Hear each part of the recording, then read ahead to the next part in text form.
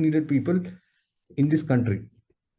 So these are all again the data. So for example, here, this is one narrative which has been built by some people in Twitter. They show this data of indigenous schools.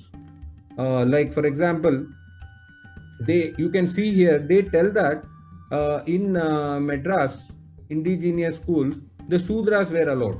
That is, the OBCs were allowed, and they were represented more than the Brahmins and the Vaishyas. So at a sight of it, you may think that this is very it may be true, okay, but the real thing is that, see, for everything the caste census is the clue. Now, for example, I went into so what is indigenous schools? Like the indigenous schools here are like schools which are not like English speaking school. They are like vernacular school. Like the earlier tradition, there were they used to be given some small skills. They were not traditionally very good schools like what we have in the modern day era, or the English education schools.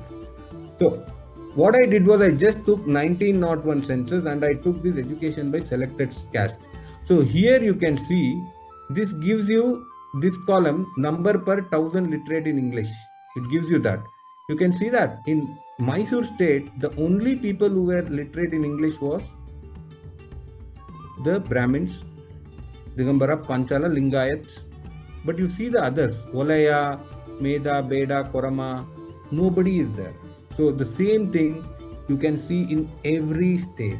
Every state you will see that the OBCs, the SC/STs have not been given access to good quality English education, and they were never given very good English education. So that data which they are showing is all completely wrong. If somebody compares it with the real data which the caste census is there, then the theory itself completely blows off.